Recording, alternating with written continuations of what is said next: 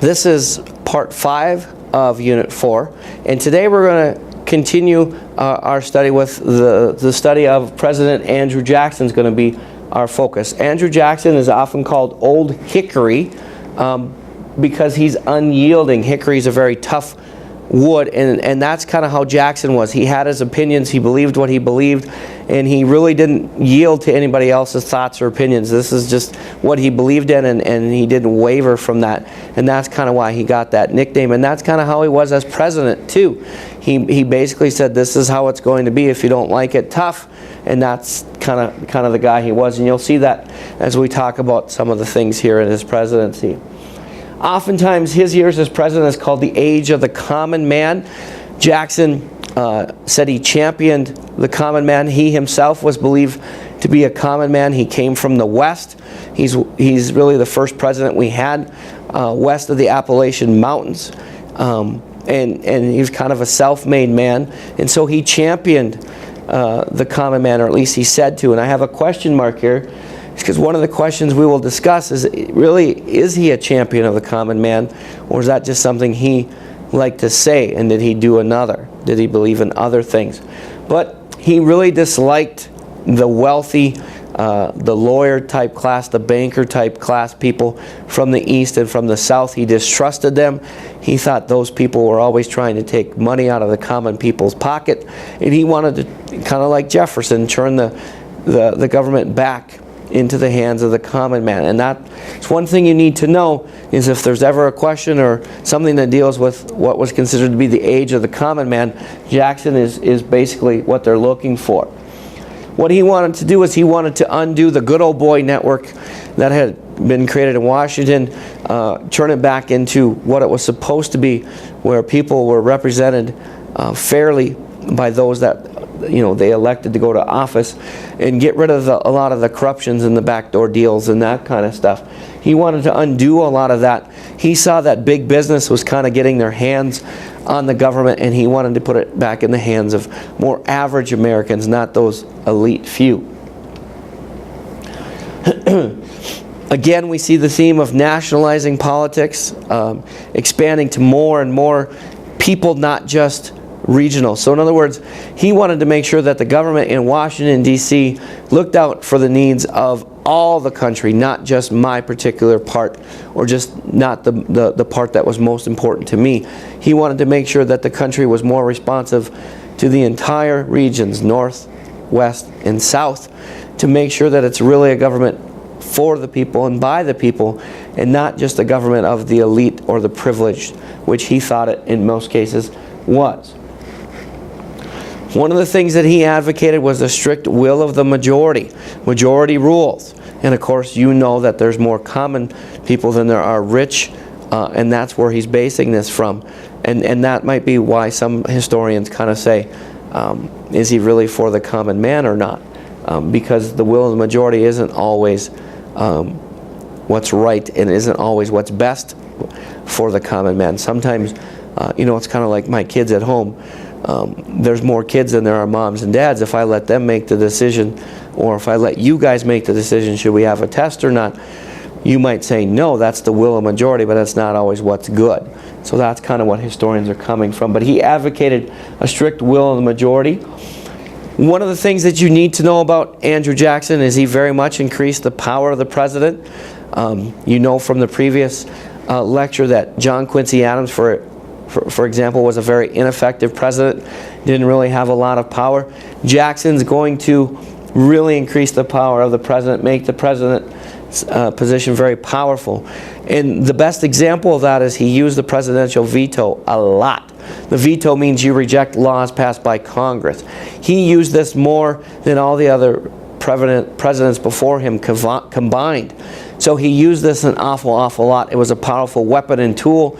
If he didn't like something, he would threaten to veto it, and then the members of Congress knew that he was serious, and they would kind of put more things into laws that he wanted, or they would drop it altogether. So he really increased the power of the president. The best example is using the presidential veto. However, he also increased the power by using or establishing something called the patronage system, or oftentimes more commonly called the spoil system, which is giving jobs to your friends. The belief here is that it's my job as an elected official to thank those people who got me elected. I do that by giving them government jobs. So it's giving jobs to your friends, your relatives, or your supporters, people that you know are going to be loyal to you, or people that you need to reward for loyal service. And this, of course, is very controversial because you're picking your best buddies, your friends, and maybe not necessarily the most qualified people. And this is also why, again, sometimes historians say perhaps he's not of the common man, because he's, again, putting his own interests first, serving what's best for him by putting people that are into jobs that are going to watch his back and support him and those kind of things. And this is a tradition that's unfortunately going to linger for several years. It won't be until we get to the 1900s that this kind of stops and there's laws passed to limit it. But it gives him a lot of power as well. Jackson also used something called the kitchen cabinet, which is an informal group of advisors. He had his Secretary of State in war and all that, but he also had an informal group called the kitchen cabinet, because they often met in the kitchen. And this was a group of drinking buddies and poker playing buddies, and he would just ask them what you think. And so this was also kind of something that was a tradition started by him, and some presidents will use it and some will not. But Jackson very much used the kitchen cabinet. It's one of the things he noted for. And it's just outsiders giving them their two bits. And one of the things Jackson also did was invite people off the street to come and give him advice as well. And sometimes he would take it and sometimes he would not. But this all made him extremely popular with the people, and that gave him a lot of power, because no one wanted to go across him, because everyone knew how popular he was with the people. As far as what takes place in Jackson's presidency, or I have here crises, there's three main things we're going to talk about, three main issues that he has to deal with. One is something called the nullification crisis.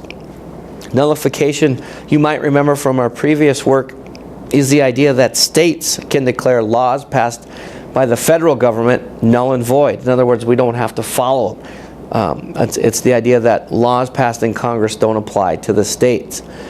This comes to a head because many states want to nullify something called the Tariff of Abominations. That was the nickname given to it. A tariff, you remember, is a tax on imports. It's designed to protect American commerce.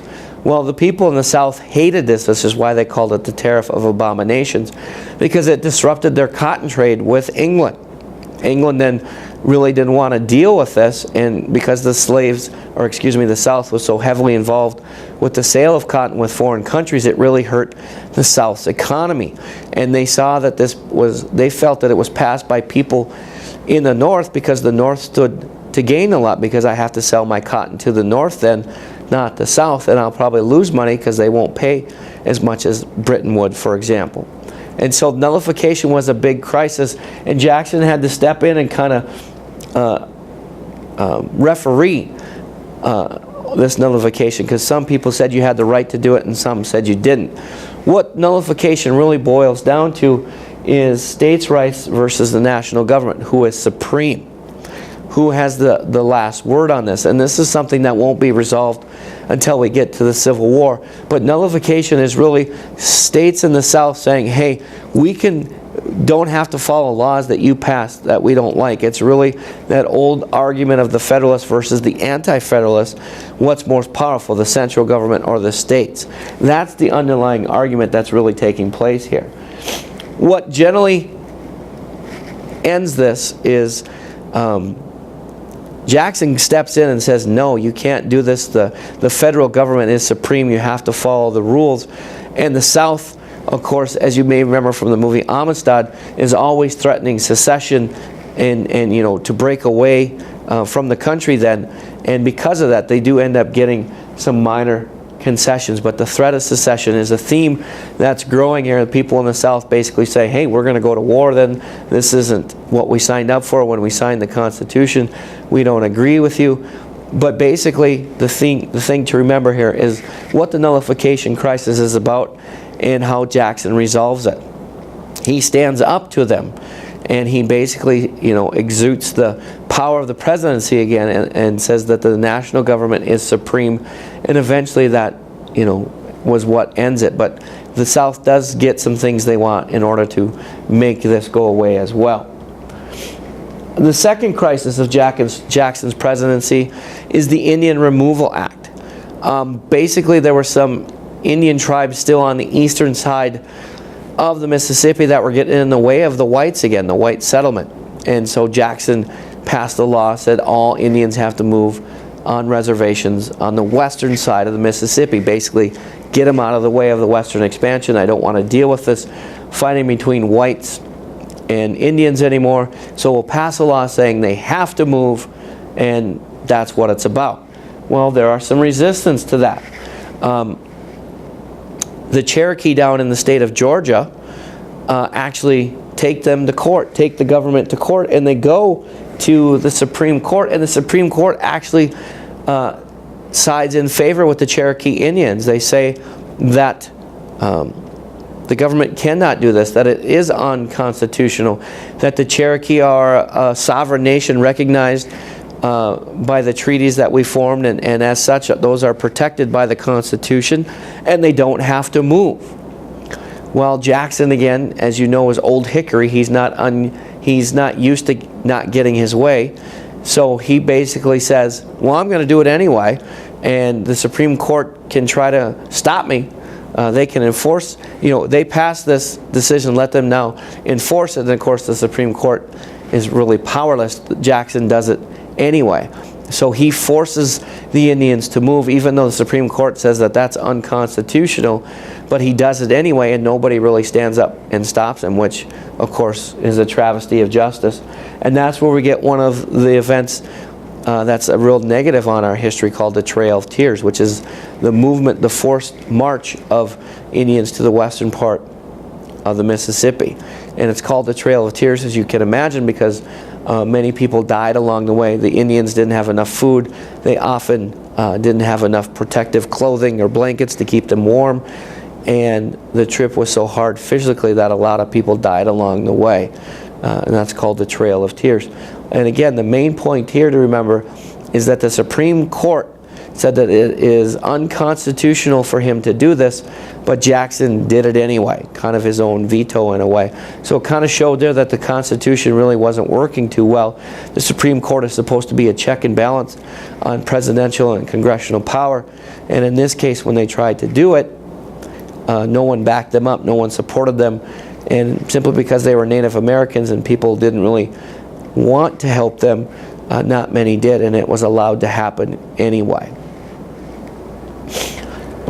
The third crisis of Jackson's presidency then revolves the national bank again. This is something that Washington had to deal with. It was a great debate at that time. You remember Hamilton was all for it and Jefferson was all against it. And Jackson doesn't like the bank either. And the bank is up for, if you want to call it, for appropriations, or they have to get permission to do it again. It only had a charter for so many years. Okay? Jackson thought banks were things designed by rich people to take money away from the common man with the whole interest thing. And so he disagreed with it and he fought it. And it was a big controversial issue. What he didn't realize is that the bank, the national bank, was really used to keep states in line and keep the economy up and going. And just like today, the government tries to regulate how much supply, how much money is in supply to regulate prices so there's not high inflation. That's what the bank was doing back there as well, but Jackson didn't recognize that. He didn't realize that, again, because he was old hickory and unyielding. This is what I believe. Nothing you can say will change that. And he basically refused to do this, and it was a big, big controversial thing. And those are the three main things to know about Jackson's presidency, the three crises that he resolved.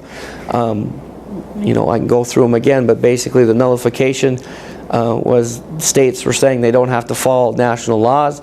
Jackson said yes, they did. He eventually wins out. The Trail of Tears, he basically says, I'm not going to follow what the Supreme Court says. Jackson wins again. And then the National Bank, Jackson wins again because he distrusts banks. He thinks they're ruled by the elite, and he doesn't trust them. And so he doesn't allow the National Bank to get a charter, and there's an economic crisis that resolves because of that. But really what's happening here is Jackson is just increasing the power of the president. These are 3 examples that show how important it is to have a strong president. Also remember that Jackson is noted for being for the common man, and that's a little controversial. But that's the presidency of Andrew Jackson, and that ends part 5.